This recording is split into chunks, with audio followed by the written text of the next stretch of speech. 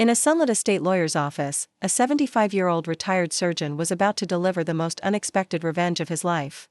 What began as decades of familial disrespect culminated when Dr. Richard Harrison announced, "If they think I've embarrassed them before, wait until they hear what's in my will." Dr. Harrison wasn't your typical retiree. For 38 years, he had saved countless lives as a cardiothoracic surgeon renowned for his innovative techniques. When he encountered his children's ultimatum about his public behavior, he had no idea this moment would transform their relationships forever. His calculated response would lead to a family reckoning that changed them all. Before we jump back in, tell us where you're tuning in from, and if this story touches you, make sure you're subscribed, because tomorrow, I've saved something extra special for you.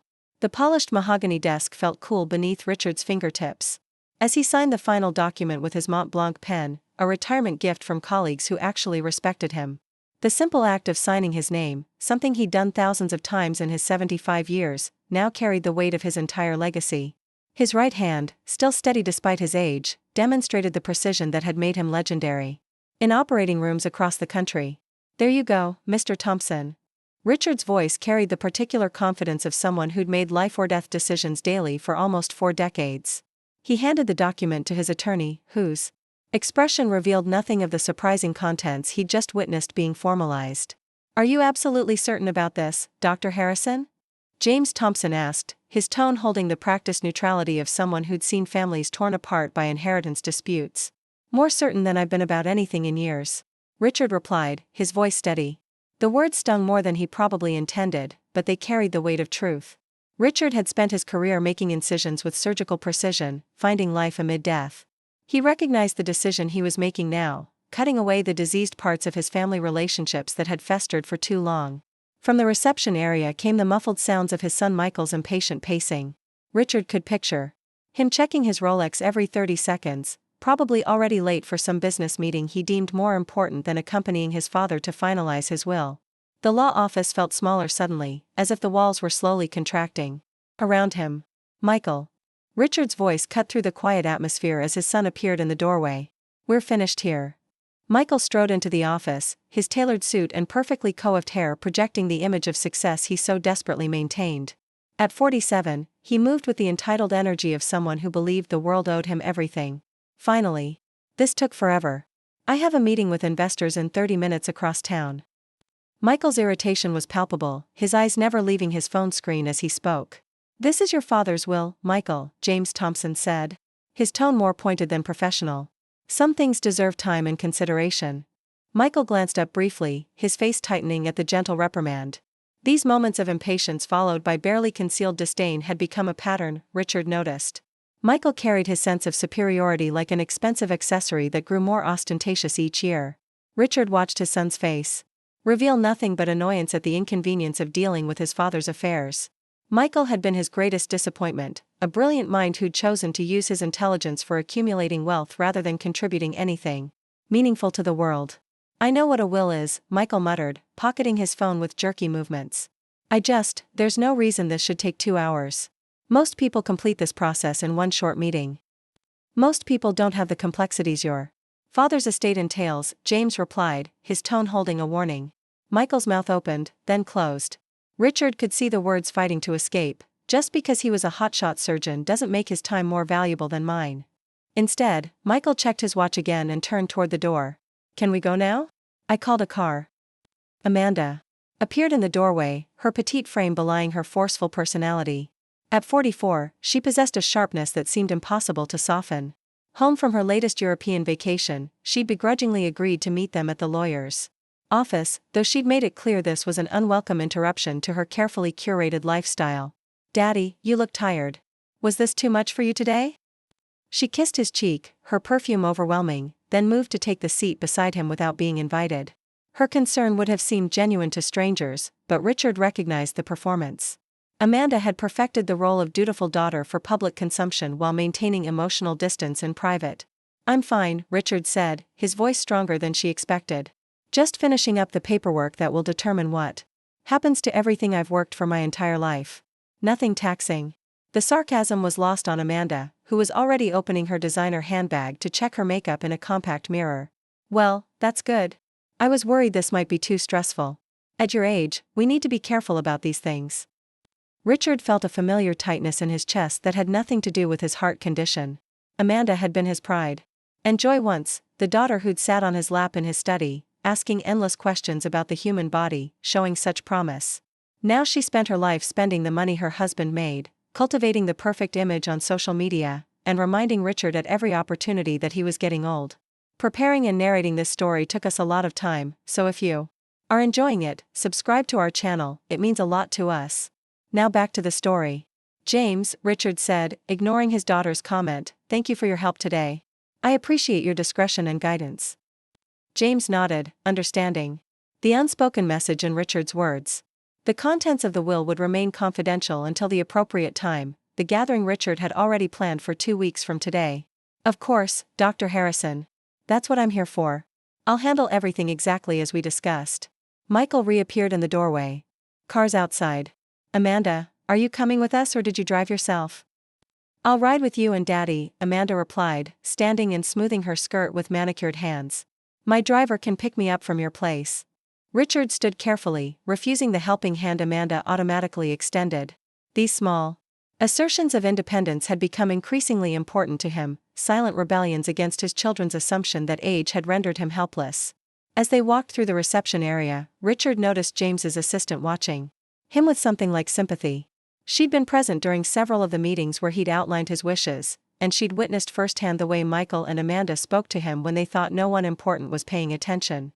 Outside, the October air carried a crispness that reminded Richard of hospital corridors, clean, slightly sharp, hinting at change. The black town car waited at the curb, its driver standing at attention beside the rear door. "After you, Daddy," Amanda said, her voice carrying the particular tone adult children use with aging parents, the vocal equivalent of handling something fragile and slightly tedious. Richard slid into the back seat, positioning himself in the middle, forcing his children to sit on either side of him. A small power play, but one that gave him satisfaction nonetheless. As the car pulled away from the curb, Michael immediately returned to his phone, fingers flying over the screen as he fired off emails. Amanda took out her own phone, beginning a loud conversation with her interior designer about fabric samples for drapes that cost more than some of Richard's nurses made in a month. "Yes, Alessandra, I specifically said celadone, not sage. They're completely different tones, and sage will clash horribly with the new chaise. No, I can't possibly come in tomorrow. I have my charity luncheon, you know, the one for children with whatever it is this month." Richard stared straight ahead, invisible in his own car between his own children. The irony wasn't lost on him. For decades, he'd been revered in operating rooms, his arrival causing residents to stand straighter, nurses to double-check their preparations, fellow surgeons to seek his opinion. Now, in his retirement, his own offspring couldn't be bothered to engage with him during a 15-minute car ride. The driver caught Richard's eye in the rearview mirror, a flash of understanding passing between them. Richard gave a small smile of acknowledgement. "Sometimes the only people who saw you clearly were strangers." "Daddy," Amanda said suddenly, ending her call, "about Thanksgiving next month. Michael and I were talking, and we think it might be best if you didn't tell that story about your time in Sudan again. The Prestons were quite uncomfortable last year." Richard turned to look at his daughter. "Which story about Sudan?" "You." "No, the one about the boy with the heart condition and how you had to operate using those primitive tools. It's just so graphic." Caroline Preston barely touched her turkey after that, and she's on the hospital board with George. It's not the kind of dinner conversation people expect. "I see," Richard said quietly. "I made people uncomfortable by discussing how I saved a child's life under impossible conditions." Amanda sighed dramatically. "That's not what I meant and you know it. It's just not appropriate dinner conversation. The details, Daddy. The blood and the technical aspects. It's embarrassing." "Embarrassing," Richard repeated, the word sitting like a stone in his chest. Michael looked up from his phone. "She's right, Dad. No one wants to hear about aortic dissections over cranberry sauce. It's not that we're not proud of your work, but there's a time and place." "A time and place," Richard echoed, something shifting inside him. "And when would be the appropriate time for me to discuss my life's work?" "That's not what we're saying," Amanda interjected quickly. "It's just what?" Richard asked, his voice taking on the edge that had once made interns tremble. "Just read the room, Dad," Michael said, returning to his phone. "Not everyone is impressed by gory medical stories. Some people find it off-putting. Including my own children?" "Apparently," Richard said, more to himself than to them. Amanda patted his arm condescendingly. We're just looking out for you, Daddy. We don't want people thinking you're, losing your filter as you get older. The Prestons are important people in this city. Richard fell silent, the weight of his children's words pressing down on him. For years, he'd watched them become increasingly embarrassed by his presence at their social functions. His stories from a lifetime of medicine, once sources of pride, were now treated as inappropriate anecdotes from a rambling old man. The car turned onto Richard Street, lined with stately homes that had housed the city's elite for generations. His Tudor-style house came into view, the one he'd purchased when he became department chair at the university hospital, the one where he'd raised his children after their mother died, the one that now felt both like a sanctuary and a prison. "Do you need us to come in?" Amanda asked as the car stopped in the driveway, her tone making it clear she hoped the answer was no. "I think I can manage to enter my own home without assistance," Richard replied, unable to keep the edge from his voice. Michael, still engrossed in his phone, muttered, "We're just trying to help, Dad. No need to be difficult." Difficult. Another word that had begun to follow Richard in his retirement. Difficult, stubborn, set in his ways, embarrassing. Labels applied by the same children who'd once looked at him with admiration, who'd boasted to their friends about their father, the famous surgeon. "I'm having a gathering 2 weeks from today," Richard said as he opened the car door. "Saturday. At 2 p.m. I expect you both to be here. It's important." "What kind of gathering?" Amanda asked, suspicion immediately coloring her tone. "A family matter," Richard replied. "James Thompson will be here. I'd appreciate it if you kept your calendars clear." Michael finally looked up from his phone. "Is everything okay? Is this about your health?" For the first time, Richard saw a flicker of genuine concern in his son's eyes. Not concern for him, perhaps, but concern for what his potential decline might mean for their lives. "My health is fine," Richard said. "Just be here." He stepped out of the car before they could question him further, walking toward his front door with the straight posture that had carried him through thousands of surgeries. Behind him, he heard Amanda's voice through the open car window. "What do you think that's about? Another one of his dramatic announcements?" "Who knows?" Michael replied. "Probably wants to lecture us about appreciating our privileges again. Just smile and nod. It'll be over faster that way." Richard's hand paused on his door key, their words hitting him like a physical blow. He'd become an obligation to them, an uncomfortable reminder of expectations they'd failed to meet. His life's wisdom, hard-earned through decades of holding human hearts in his hands, had been reduced to inconvenient lectures they endured rather than insights they valued. As he entered his home, the emptiness greeted him like an old friend. After his wife Elizabeth's death 15 years ago, he'd continued to work, finding purpose in saving lives when he couldn't save the one that mattered most to him. He'd thrown himself into his practice, his research, his teaching, building a legacy he thought would make his children proud, even if he'd been less present in their lives than he should have been. Now, in the quiet of his home, surrounded by awards his children never asked about, photographs they no longer looked at, books they had no interest in, Richard faced the truth he'd been avoiding for years. He had successfully raised 2 strangers who viewed him as little more than an obligation and an occasional embarrassment. He moved to his study, the one room in the house that still felt entirely his own. Photographs lined the walls, Richard with medical teams in Sudan, Haiti, Pakistan. Richard receiving humanitarian awards. Richard with Elizabeth on their wedding day, both of them impossibly young and hopeful. And yes, Richard with his children at various ages, their expressions changing as they grew older, admiration slowly replaced by tolerance, then indifference. Richard sat heavily in his leather chair, the one Elizabeth had given him for their 25th anniversary. He swiveled to face the window overlooking the garden she had loved, now maintained by a service his children had insisted on hiring. "They find me embarrassing, Elizabeth," he said to the empty room. Speaking to his late wife had become a habit in the years since her death, one he found both comforting and necessary. "Our children are embarrassed by their father discussing his life's work. Can you imagine?"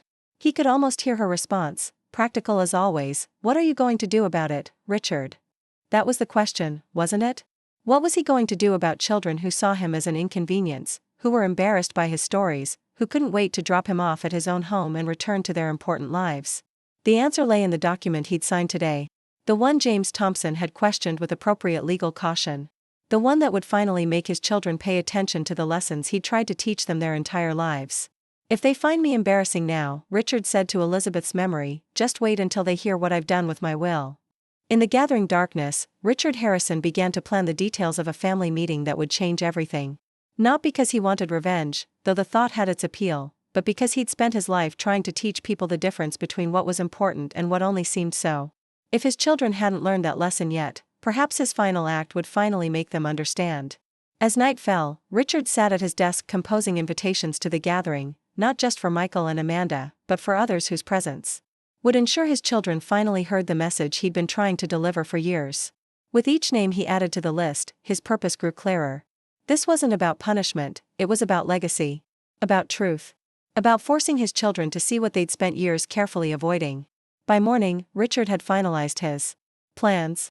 The invitations would go out today, giving everyone 2 weeks to prepare.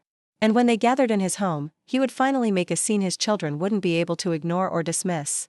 A scene that would echo long after he was gone. "They think I've embarrassed them before," Richard said to the framed photo of Elizabeth on his desk. "They have no idea what's coming."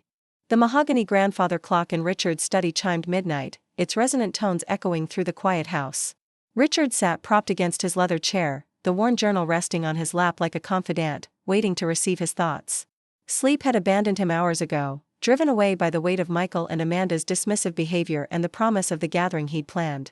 The journal's pages were filled with letters he'd been writing since his retirement. Messages to colleagues, friends, even former patients. Letters meant to be read after I'm gone, as he'd come to think of his eventual passing.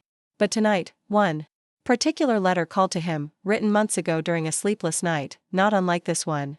"My dear children," it began. "If you're reading this, then the inevitable has finally happened, and I hope you'll forgive an old surgeon's need to have the final word." Richard's fingers traced the carefully formed letters, remembering the pain in his heart as he'd written these words. The realization that his children had become strangers to him, that they viewed his life's work with embarrassment rather than pride, had been almost too painful to acknowledge. He'd written the letter during one of his darkest periods, about 6 months after attending Amanda's charity gala. The adjustment to retirement had been brutal. Not just the sudden emptiness of his days, but the psychological weight of being treated as irrelevant. Every family gathering had felt like a small defeat, every dismissive glance from his children a reminder of his diminishing place in their lives.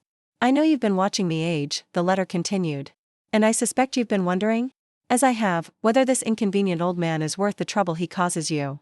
Tonight, I want to tell you a story about the most important lesson I ever learned as a surgeon." Richard remembered that night with crystalline clarity. He'd been sitting in this same chair, listening to the sounds of the empty house settling around him. The invitation to Amanda's charity event had arrived earlier that day, with a handwritten note: "Daddy, please don't tell any hospital stories this time. The donors find it distressing." As if saving lives was something distasteful to be hidden away, rather than the most sacred work he'd ever done.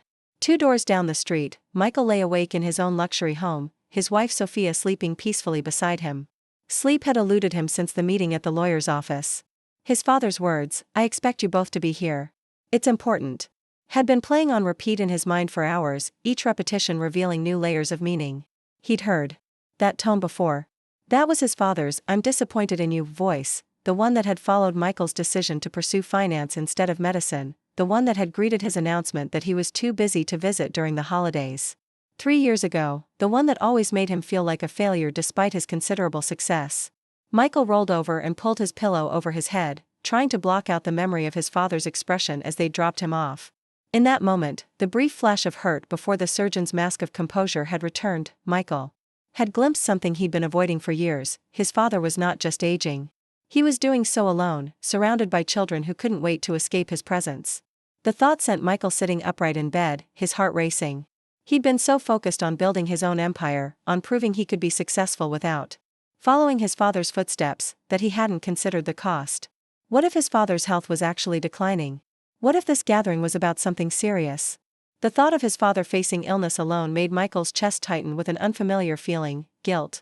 Unable to bear the uncertainty, Michael reached for his phone on the nightstand.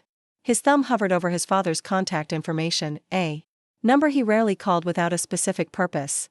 When was the last time he'd simply called to check in? To ask about his father's day? To share something about his own life that wasn't related to business achievements or scheduled obligations? Michael couldn't remember. The realization hit him with unexpected force. He'd become the kind of son who treated his father as an obligation rather than a privilege. The kind who measured their time together in minutes that could be better spent elsewhere. The kind who was embarrassed by the very work that had given him every advantage in life. In her bedroom across town, Amanda's sleep was similarly disturbed, her dreams filled with fragments of memories. her father's hands guiding hers as they carved a Halloween pumpkin.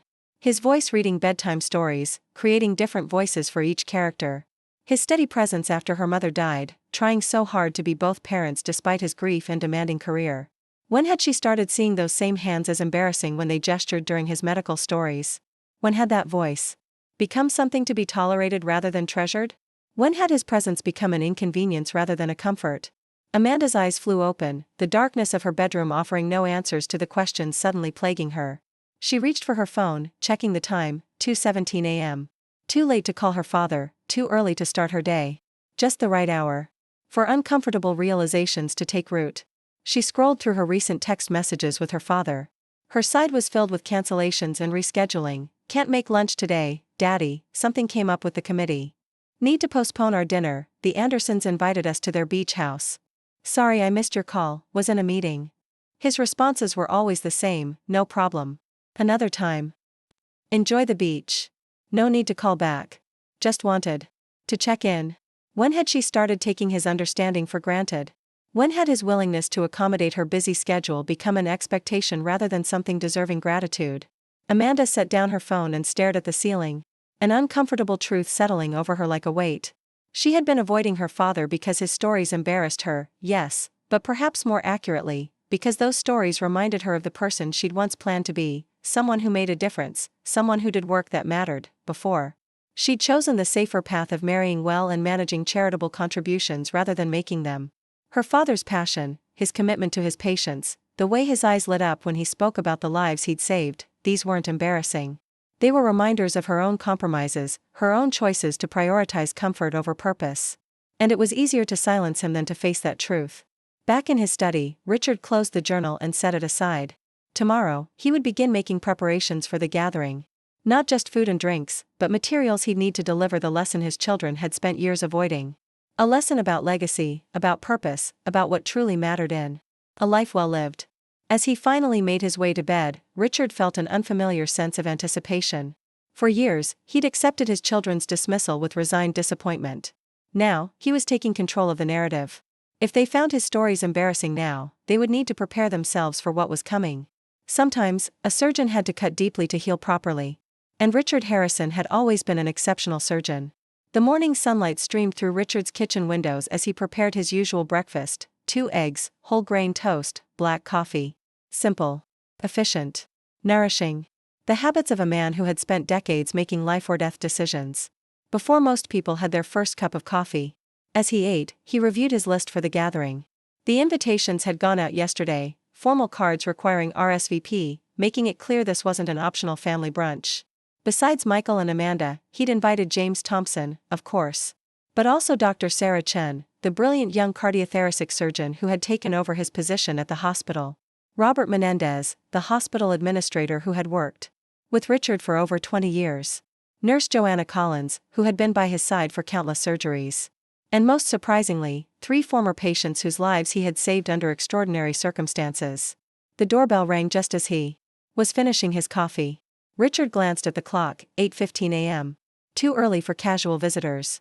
He made his way to the front door, wondering who would be calling at this hour. Michael stood on the doorstep, looking uncharacteristically disheveled. His usual perfectly pressed suit had been replaced by casual pants and a sweater. His hair lacked its typical product-assisted perfection. Most notably, he wasn't holding his phone or checking his watch. Michael, Richard said, unable to keep the surprise from his voice. This is unexpected. Michael shifted uncomfortably. Can I come in? I was hoping we could talk. Richard stepped back, allowing his son to enter. Of course. I was just finishing breakfast. Would you like some coffee? That would be great, Michael replied, following his father to the kitchen. As Richard prepared a fresh cup, he observed his son from the corner of his eye. Michael was looking around the kitchen as if seeing it for the first time, taking in the medical journals stacked neatly on the counter, the calendar marked with hospital board meetings Richard still attended, the photographs on the refrigerator, mostly of colleagues and their families, people who still made an effort to include Richard in their lives. I don't remember the last time you stopped by unannounced, Richard remarked, placing the coffee in front of Michael. Michael wrapped his hands around the mug. I don't either.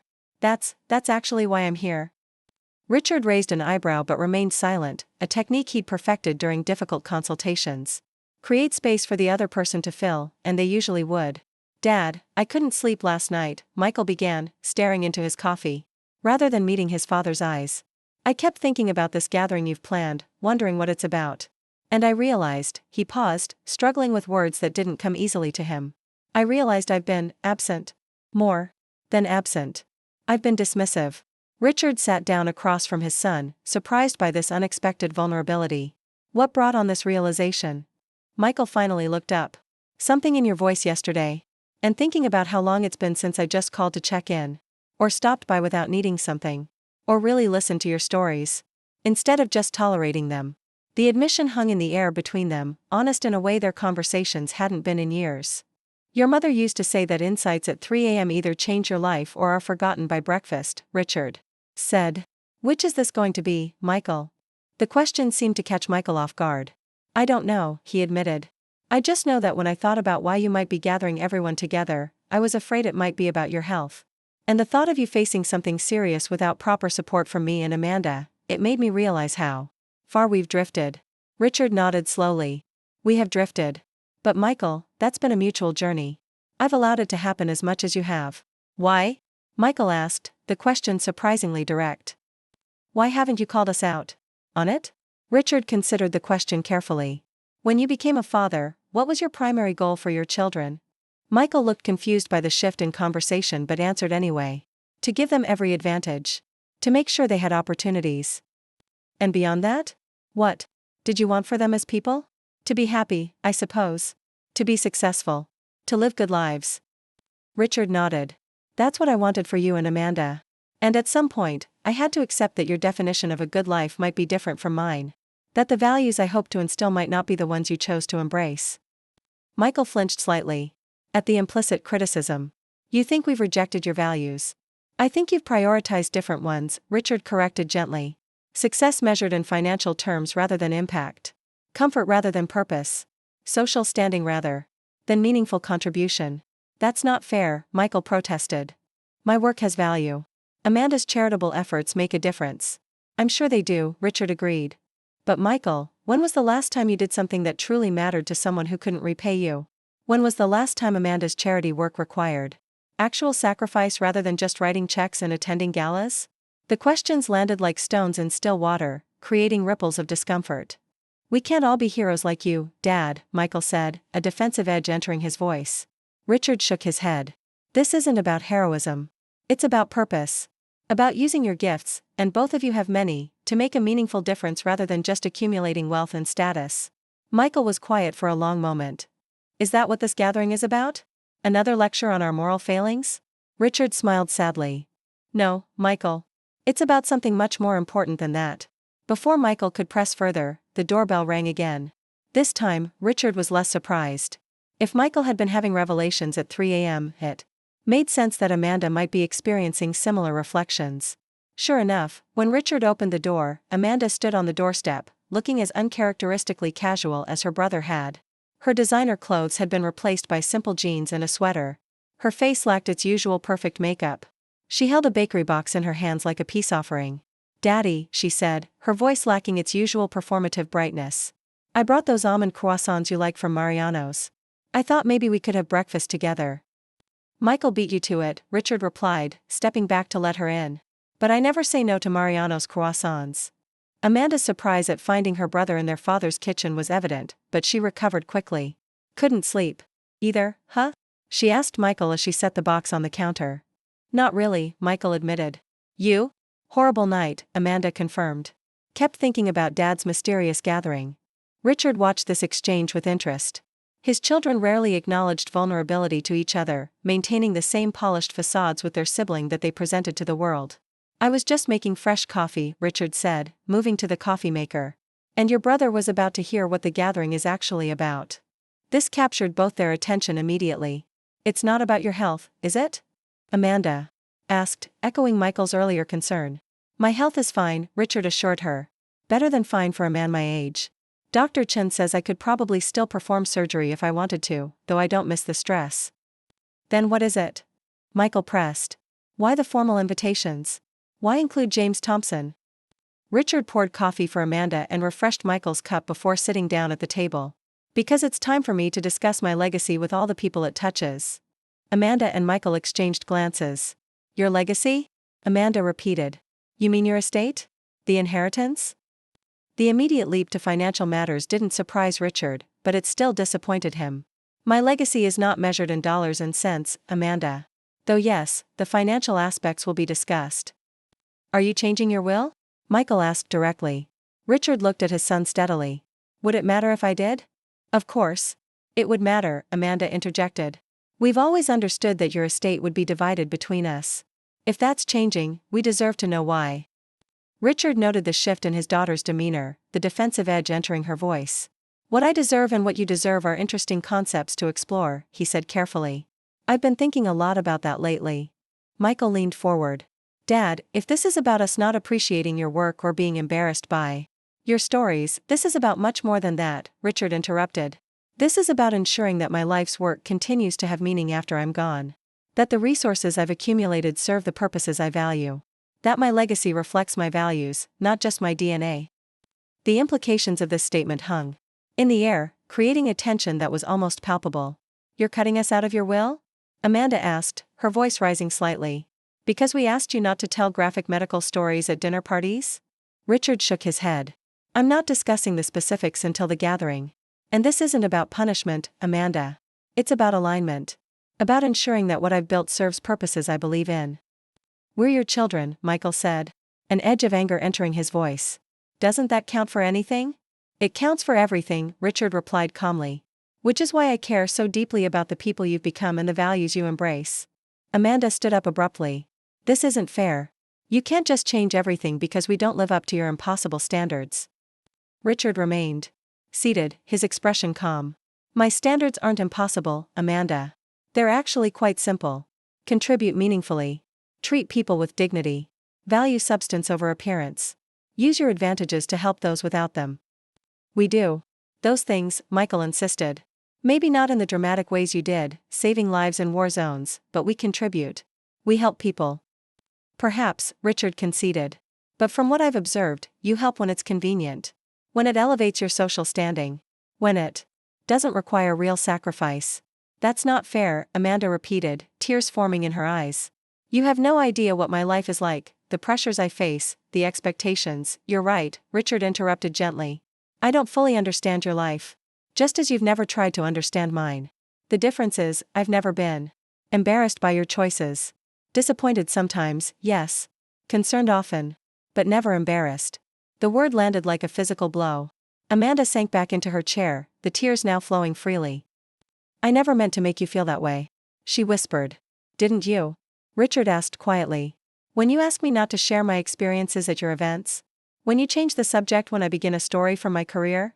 When you treat my life's work as an inappropriate dinner topic? Michael looked down at his hands. We just didn't want you to alienate people. To make them uncomfortable. Even if those experiences shaped me? Even if they represent the most meaningful moments of my life? Even if they might teach something valuable to those willing to listen? Richard shook his head sadly. You've been more concerned with how others perceive me than with who I actually am. The truth of this statement seemed to hit both his children simultaneously. They exchanged glances, a silent acknowledgement passing between them. What can we do? Michael asked finally. How do we fix this? Richard stood and began clearing the coffee cups. That's what the gathering is about. Not just what's in my will, but why. Not just who gets what, but what it means. And most importantly, what happens next. Next? Amanda asked. After I'm gone, Richard clarified. How my work continues. How my values persist. How the resources I've accumulated keep making a difference. As his children absorbed this, Richard watched them carefully. For the first time in years, he saw them really thinking about his words rather than just tolerating them. It was a start, but whether it would be enough remained to be seen. The gathering is in 12 days, Richard said. I suggest you both use that time to reflect on what legacy means to you. On what you want your lives to stand for when all the trappings are stripped away. As his children left, separately but equally subdued, Richard returned to his study. The confrontation had been difficult but necessary. Whether it would lead to genuine change or just strategic compliance remained to be seen. But for the first time in years, he felt he had truly been heard by his children, even if they didn't like what they were hearing. The next 12 days would determine whether this morning's vulnerability was the beginning of transformation or just a temporary adjustment in response to threatened inheritance. Richard had spent a lifetime reading people in high-pressure situations. Soon, he would put those skills to their most important test, assessing whether his children were capable of understanding the true value of his legacy. The late autumn. Sunlight streamed through the tall windows of Richard's living room, casting long shadows across the gathering of people who had assembled at his invitation. The antique grandfather clock struck 2, its chimes resonating through the quiet space as the last guest settled into place. Richard stood before them, dressed in a suit he usually reserved for medical conferences and award ceremonies. His posture revealing none of the nervousness he felt at what he was about to do. Michael and Amanda sat side by side on the sofa, their expressions a careful blend of concern and curiosity. They'd arrived 30 minutes early, a gesture Richard couldn't remember them making in years. Both were dressed formally, as if attending a business meeting rather than a family gathering. The tension in their shoulders spoke volumes about their state of mind since their breakfast conversation 12 days ago. James Thompson sat in an armchair to their right, his lawyer's portfolio open on his lap, his expression giving away nothing of what was to come. He'd been Richard's attorney for over 20 years, had drafted his will after Elizabeth's death, and had overseen every revision since. His presence confirmed the seriousness of the occasion. To the left sat Dr. Sarah Chen, her youthful energy contained in a professional demeanor that Richard had watched her develop over the years he'd mentored her. Now department chair herself, she carried his former responsibilities with a grace that made him proud. Beside her, Nurse Joanna Collins, who had assisted in more surgeries with Richard than anyone else, her experienced hands having helped save countless lives. Robert Menendez, the hospital administrator, completed the row, his typical bureaucratic efficiency softened by obvious respect for his former chief of surgery. Most intriguing to Michael and Amanda, however, were the three people seated by the window. A middle-aged man with a prominent scar visible at his collar. An elderly woman whose gnarled hands betrayed severe arthritis. And most surprisingly, a young man of Middle Eastern descent, no more than 25, whose presence seemed to confuse them the most. "Thank you all for coming," Richard began, his surgeon's voice naturally commanding attention. "I know some of you traveled considerable distances to be here, and I appreciate the sacrifice of your time." His eyes met each person's gaze individually, acknowledging their presence with the same focused attention he'd once given pre-surgical consultations. "You're probably wondering why I've gathered such a diverse group together," he continued. "The simple answer is that each of you represents an important aspect of what I'm about to discuss, my legacy." Michael shifted uncomfortably, exchanging a glance with Amanda. The word legacy had taken on loaded meaning since their breakfast conversation. "For most of my career," Richard continued, "I defined legacy in terms of lives saved, techniques developed, and students trained. The tangible impact of my work as a surgeon. It's only in retirement that I've had time to consider the broader implications of how I've lived my life and what I'll leave behind." He moved to the table where photographs had been carefully arranged. Richard in surgical scrubs, Richard receiving awards, Richard with medical teams in various countries. "These represent the proudest moments of my professional life," he said, gesturing to the photos. "Not because they show achievements, but because they capture moments when I was fully aligned with my purpose, using my skills to help others during their most vulnerable moments." Richard turned to face his children directly.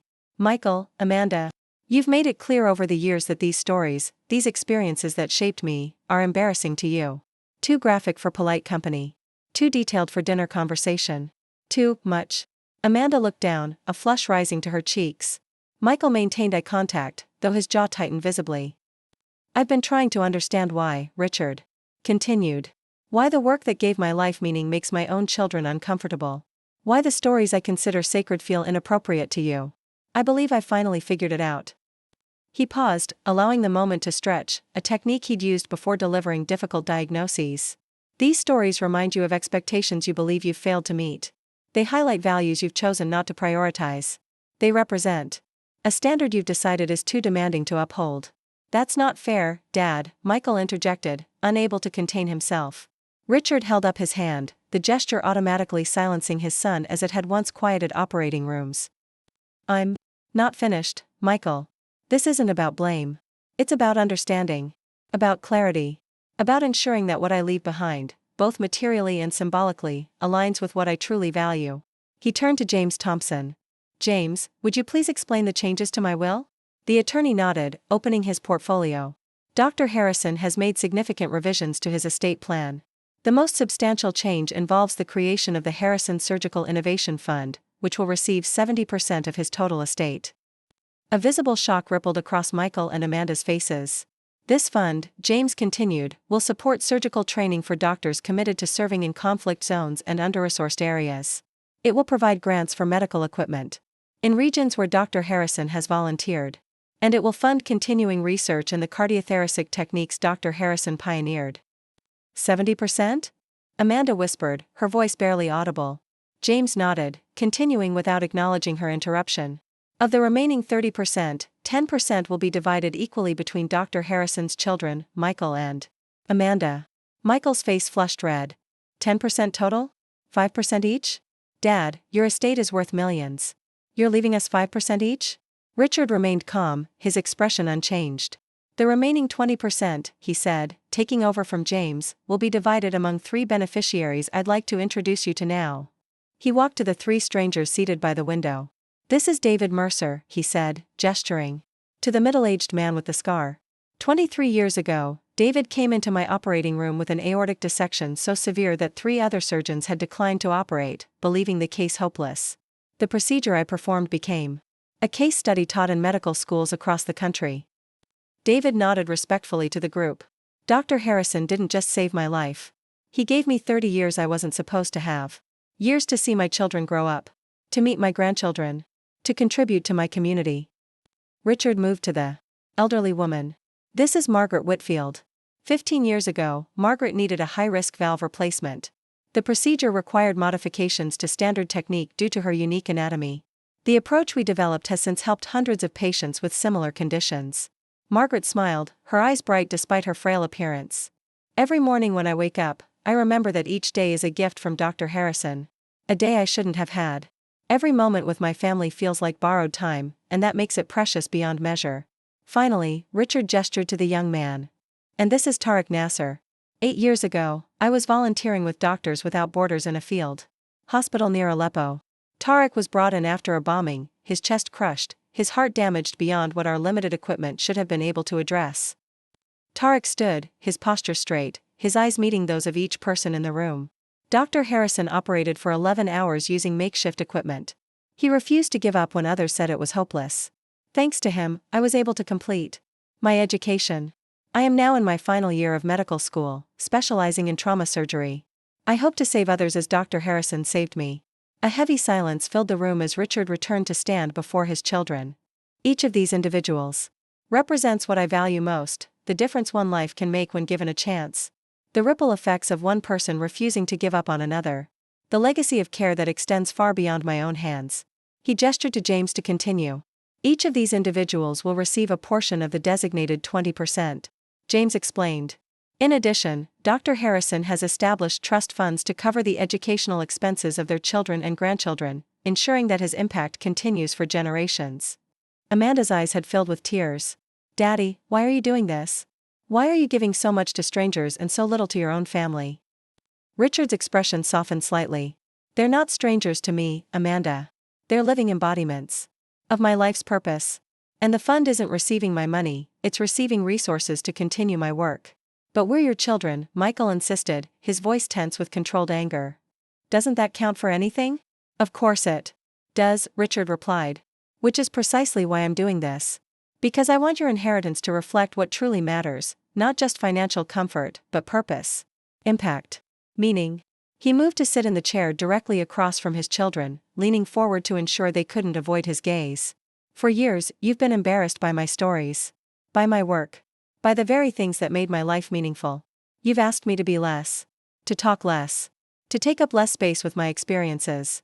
To fit more comfortably into your social circles. Richard gestured to Sarah Chen and the hospital colleagues. These people value what I've done. They understand its significance. They're committed to continuing the work I began. He turned back to his children. I've asked myself why my own flesh and blood finds no value in what gave my life meaning. Why they prefer I remain silent about experiences that shaped me. Why they wish I would simply be a benign, wealthy father who funds their lifestyles without challenging their values. The room had grown so quiet that the ticking of the grandfather clock seemed deafening. And then I realized, I failed you as a father. This unexpected statement caught everyone by surprise, Michael and Amanda most of all. I failed to help you understand what truly matters. I failed to instill in you the values that guided my own life. I failed to show you that meaning comes from contribution, not accumulation. From impact, not image. Richard stood again, moving to the table where a stack of leather-bound journals sat. These contain the stories you've asked me not to tell.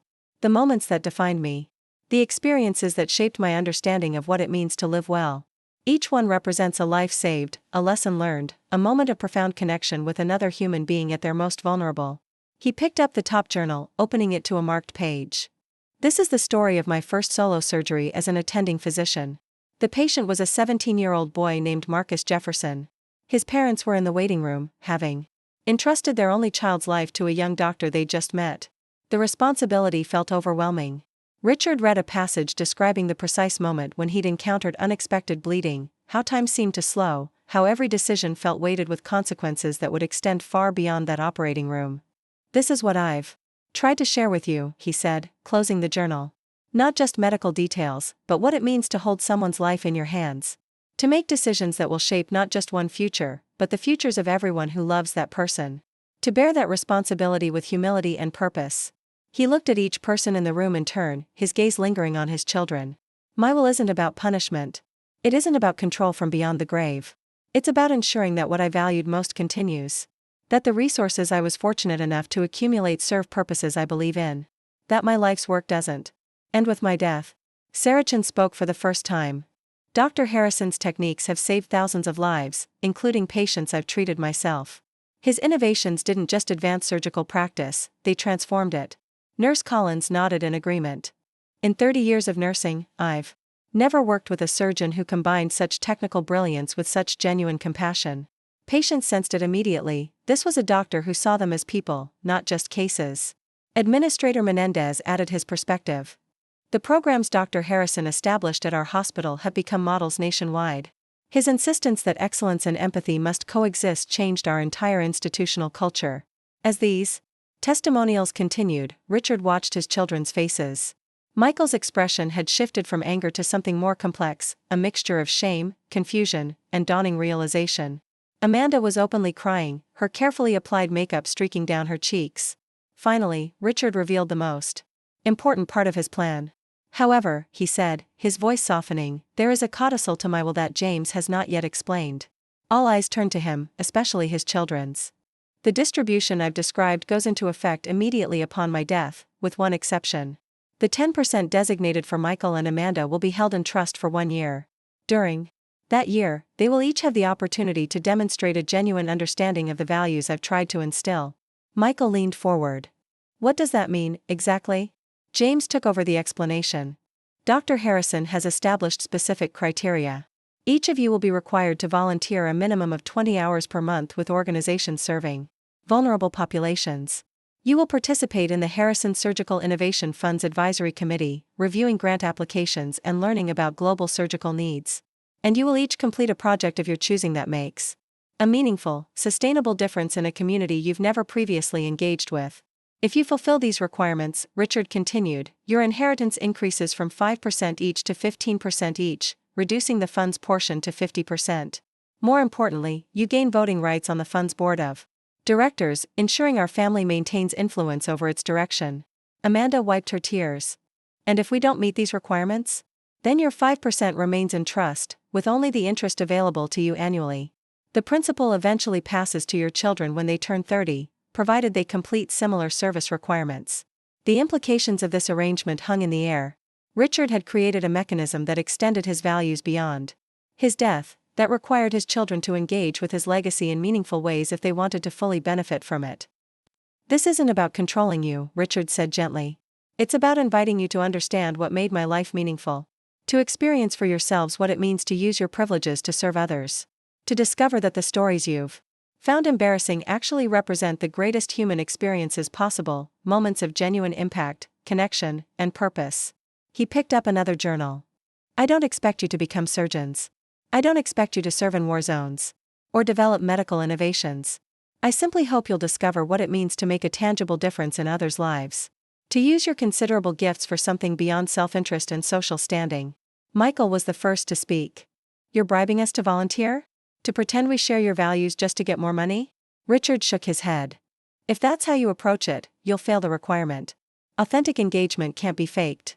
The trustees overseeing this provision have significant experience distinguishing genuine service from performative compliance.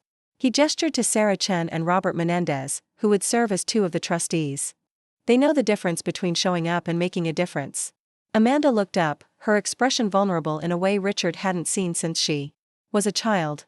Daddy, why didn't you just tell us how much this meant to you? Why wait until now, until your will, to make us understand? Richard's expression softened. I've been trying to tell you for years, Amanda. Every story you asked me not to share was an attempt to show you what matters to me. Every time you changed the subject or looked embarrassed, you communicated that my values weren't important to you. He moved to sit beside his daughter, taking her hand in his. I'm not doing this to hurt you. I'm doing it because I believe you both have the capacity for so much more than you've chosen to pursue. I believe the values that guided my life could bring meaning to yours if you'd give them a chance. Michael stood abruptly. This is manipulative and unfair. You're using your money to force us to live by your standards, even after you're gone. Richard remained calm. I'm using resources I've earned to continue supporting what I believe in. The choice to participate is entirely yours. 5% of my estate is still a substantial inheritance, regardless of what you decide. Before Michael could respond, Tariq Nasser spoke up. If I may, he said, his accent slight but noticeable, I would like to share something. All eyes turned to the young medical student. In my culture, we have a saying that the true measure of wealth is not what you keep, but what you give away. With purpose. Dr. Harrison gave me more than money for education. He gave me an example of what it means to live with meaning. To use one's skills to serve others. To see value in every human life. Tariq looked directly at Michael and Amanda. You speak of manipulation and control. I see a father trying to give his children the most valuable inheritance possible, not wealth, but purpose. Not comfort, but meaning. Not social standing, but genuine impact. The room fell silent as Tariq's words settled over the gathering. Richard watched his children's faces, looking for signs that this message, delivered by someone who had literally received life from Richard's hands, might penetrate where his own words had failed. Amanda was the first to respond.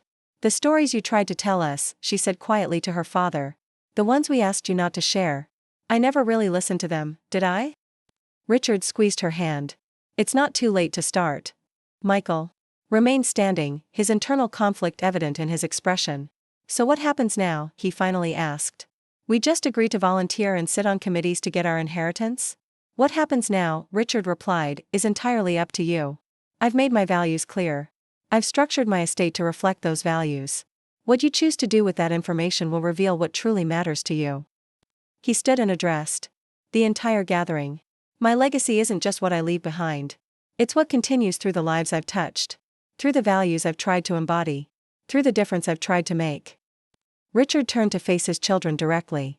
I hope you'll choose to be part of that legacy in a meaningful way. Not because of what you stand to gain financially, but because of what you stand to discover about yourselves and what truly makes a life well lived. As the formal portion of the gathering concluded and guests began to mingle, Richard watched his children carefully. Their inheritance wasn't just at stake today. Something far more valuable hung in the balance, the possibility that they might finally understand what had made their father's life meaningful, and in doing so, discover greater meaning in their own. The moment of truth had arrived.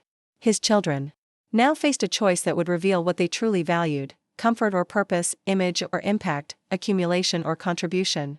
And in that choice, Richard would finally learn whether the legacy he most wanted to leave, his values, not just his wealth, would continue through the lives of his children. 6 months after Richard Harrison's dramatic revision of his will, the spring sunlight streamed through the windows of Hope Community Clinic, illuminating a scene that would have been unimaginable half a year earlier. Amanda Harrison, her sleeves rolled up and designer watch replaced with a simple timepiece that could withstand frequent hand-washing, leaned over a reception desk reviewing patient intake forms with Maria, the clinic coordinator. We've got 3 more uninsured families coming this afternoon, Maria said, passing another stack of paperwork to Amanda. The word is spreading about our extended hours. Amanda nodded, making a note on her tablet. We'll need to adjust the volunteer schedule starting next month. I can come in Thursday evenings instead of Wednesday mornings if that helps cover the gap. Maria looked at Amanda with undisguised admiration. When you first started volunteering here, I honestly thought you'd quit after a few weeks. Most wealthy donors who try hands-on work usually do. Amanda smiled, a genuine expression that reached her eyes in a way her society event smiles never had. 6 months ago, you would have been right. I was just checking boxes to satisfy my father's will requirements. I never expected to find this. She gestured around the modest clinic that served the city's most vulnerable residents. The waiting room was clean but simple, the medical equipment functional but not state-of-the-art. Nothing about the place suggested the kind of glamour Amanda had surrounded herself with for decades. Yet somehow, she had found herself looking forward to her time here more than any charity gala or social function. Dr. Edwards needs you in exam room 3 when you have a moment, Maria said. Patient education for a newly diagnosed diabetic. Spanish-speaking family. Amanda gathered her materials and headed down the hallway, her expensive shoes long since replaced with practical flats that could handle hours of standing. As she walked, she reflected on the journey that had brought her here, a journey that had begun with resentment and obligation but had transformed into something entirely unexpected. Across town in the glass-walled conference room of Harrison Surgical Innovation Fund headquarters, Michael sat at the head of the grant review committee. His attention fully focused on the presentation being delivered by a surgical resident from Johns Hopkins. The technique Dr. Mbeki has developed could revolutionize access to cardiac care in remote regions, the young doctor explained, her passion evident in every word. With minimal equipment and this modified approach, procedures that currently require advanced facilities could potentially be performed in field hospitals and rural clinics. Michael leaned forward, asking the question that had become his standard in these reviews: walk me through how this impacts real patients. Not just numbers or statistics, but actual lives. 6 months ago, such a question would never have occurred to him. His focus would have been exclusively on metrics, scalability, return on investment. The language of business applied to humanitarian efforts. Now, he understood what his father had been trying to teach him for years, that behind every medical innovation were human stories, lives held in the balance, families waiting for news that would change everything.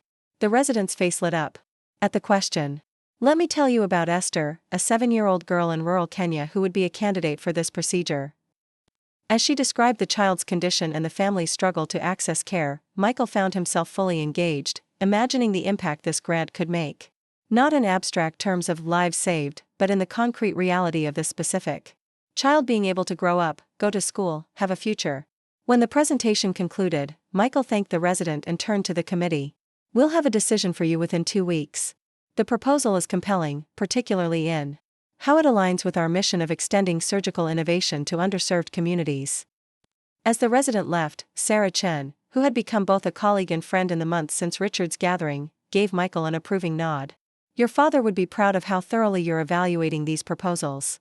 You've really embraced the spirit of the fund, not just the letter of its requirements. Michael's expression softened at the mention of his father. It took me longer than it should have, but I'm finally beginning to understand what he was trying to show me all those years. The transformation in Richard Harrison's children had not happened overnight. The initial weeks following his dramatic announcement had been fraught with resentment, reluctant compliance, and skepticism from both Michael and Amanda. They had approached their mandatory volunteer hours and committee participation as obligations to be endured, not opportunities to be embraced. For Michael, the turning point had come 3 months into his service requirement. The fund had organized a site visit to a cardiac unit at the county hospital where one of their grants had provided new equipment. While touring the facility, Michael had encountered a family in the waiting room, parents clearly exhausted from a night's vigil, 2 young children curled up asleep on uncomfortable chairs, and grandparents providing quiet support. Something about their vulnerability, their unity in crisis, had stopped him in his tracks. When Dr. Chen explained that their 17-year-old son was in surgery for a heart condition similar to one his father had treated decades earlier, Michael had felt a connection he couldn't explain. He found himself sitting with the family, listening to their fears, offering genuine comfort rather than performative sympathy. When the surgeon eventually emerged with news of a successful procedure, Michael witnessed firsthand the moment of transition from despair to hope. The faces of the parents as they absorbed the news that their son would recover. The collective exhale of a family stepping back from the edge of tragedy. In that moment, Michael finally understood what his father had been trying to tell him through all those embarrassing medical stories, that these moments of human connection in times of crisis represented life at its most genuine, most meaningful. For Amanda, transformation had come through a different path. Her required volunteer work at Hope Community Clinic had initially been approached with the same polished, somewhat detached charity she'd always practiced, writing checks, making appearances, maintaining a careful distance from the actual struggles of those she was supposedly helping. Everything changed when she was asked to help with intake interviews due to a staff shortage. Sitting across from people sharing their most vulnerable realities, medical concerns complicated by poverty, lack of insurance, language barriers, and systemic inequities, Amanda found her carefully constructed worldview crumbling. These weren't abstract, less fortunate people to be helped from a distance. They were individuals with dignity, resilience, and often wisdom that humbled her. Maria appeared in the doorway of exam room 3, interrupting Amanda's reflections. "Your father's here," she said with a smile. "He's in the break room." Amanda felt a surge of joy at the news. "I'll be right there. Let Dr. Edwards know I'll be back in 10 minutes. She found her father sitting comfortably in the staff break room, chatting with 2 clinic nurses who clearly held him in high regard. At 75, Richard Harrison still carried himself with the quiet authority that had commanded respect throughout his career, though his expression had softened in recent months as he'd watched his children's transformation unfold. "Daddy." Amanda greeted him with a warmth that would have been performative 6 months ago but was now entirely genuine. "I didn't know you were stopping by today." Richard stood to embrace his daughter. "I had a board meeting at the hospital this morning. Thought I'd see how things are going here." The nurses excused themselves, leaving father and daughter alone. "How are things going?" Richard asked, his eyes taking in Amanda's appearance, the simple clothes, the lack of excessive jewelry, the authentic engagement that had replaced her society mask. Amanda's smile reached her eyes. "We're expanding the evening clinic hours to accommodate working families. I've been helping coordinate the volunteer physician schedule and developing new patient education materials." She pulled out her tablet to show him a series of illustrated guides she'd created for patients with limited literacy. These explain basic preventive care, medication management, and when to seek emergency help. We're having them translated into 8 languages. Richard studied the materials, genuine pride evident in his expression. "These are excellent, Amanda. Clear, respectful, practical. They'll make a real difference." "That's what I'm learning to focus on," she said. "Not impressive-sounding initiatives that look good in charity newsletters, but practical tools that actually help people navigate complicated situations." Richard nodded. "That's precisely the distinction I was trying to help you and Michael understand all those years." Amanda's expression grew more serious. "I owe you an apology, Daddy.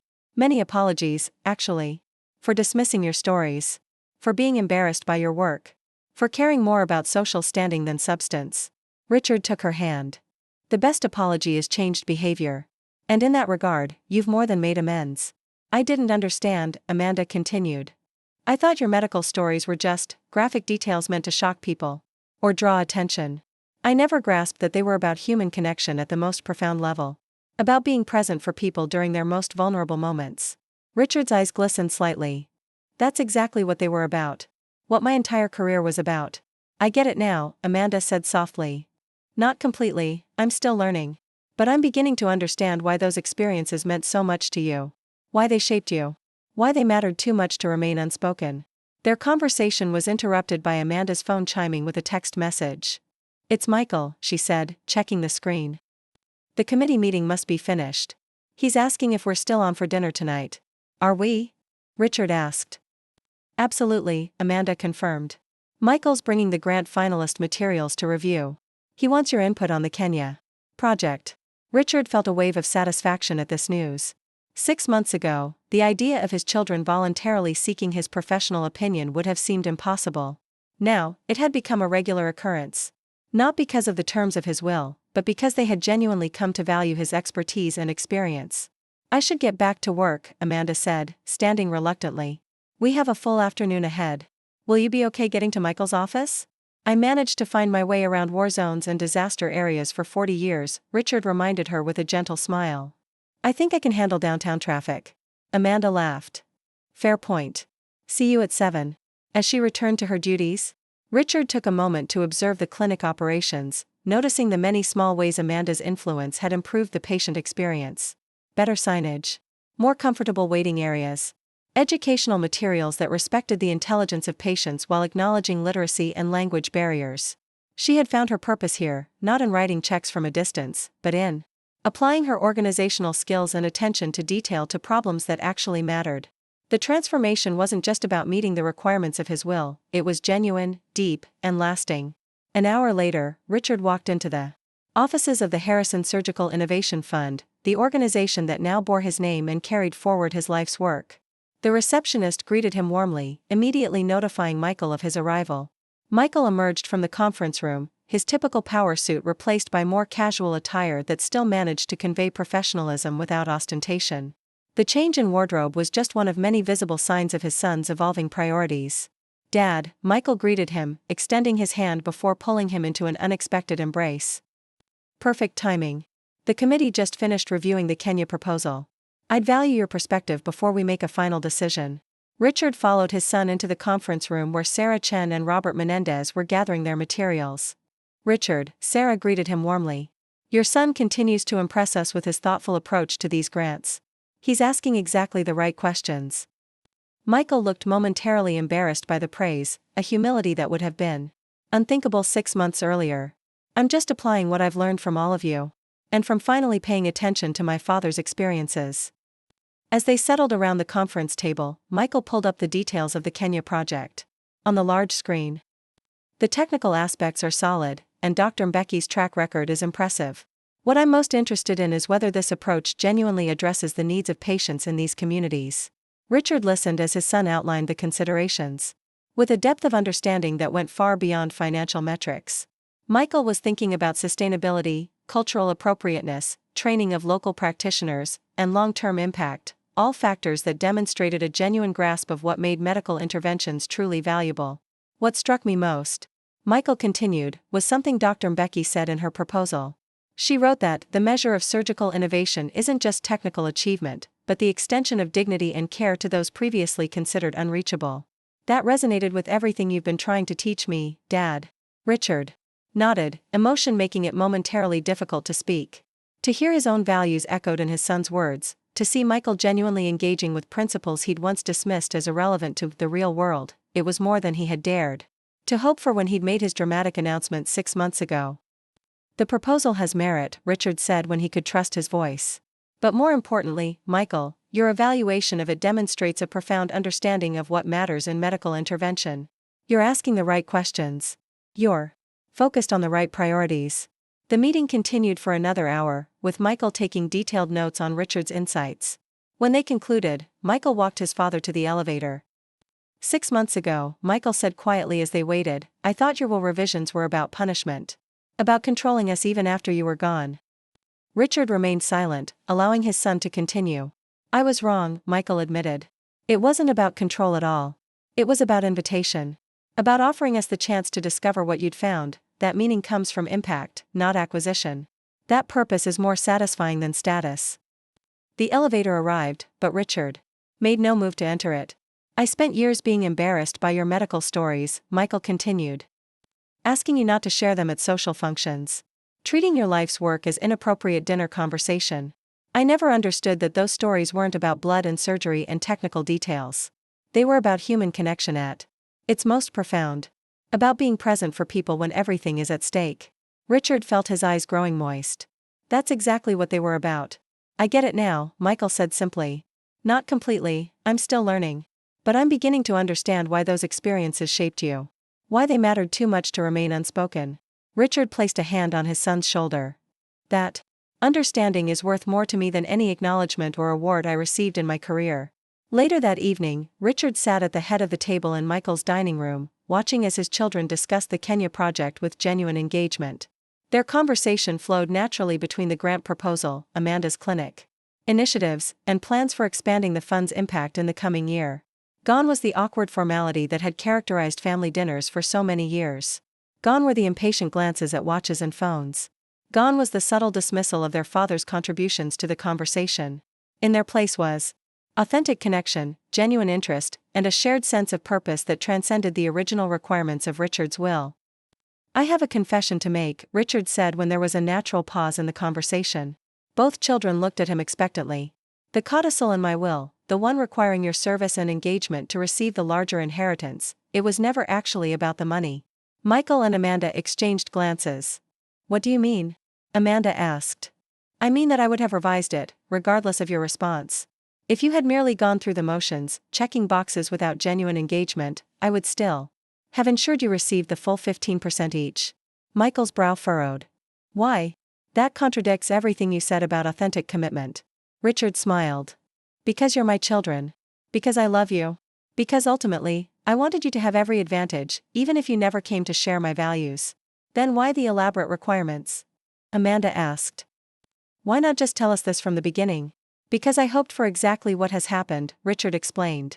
Not compliance motivated by inheritance, but genuine discovery of what makes life meaningful. I wanted to create circumstances that might allow you to experience for yourselves what I'd been trying to tell you for years. He looked at each of them in turn. The will provisions got your attention. They created a structure that required initial engagement. But what's happened since? Your genuine embrace of these values, your authentic commitment to making a difference, that came from within you. It couldn't be mandated or purchased. Michael sat back, processing this revelation. So all of this, the fund, the committee work, the volunteer requirements, it was an elaborate setup for a life lesson? Richard chuckled. In a manner of speaking, yes. The greatest gift I could give you wasn't financial security. It was the opportunity to discover purpose. To experience the satisfaction of meaningful impact. To find what truly makes life worth living. Amanda's eyes filled with tears. All those years we wasted, Daddy. All those stories we asked you not to tell. All that wisdom we dismissed. Not wasted, Richard corrected gently. Necessary, perhaps.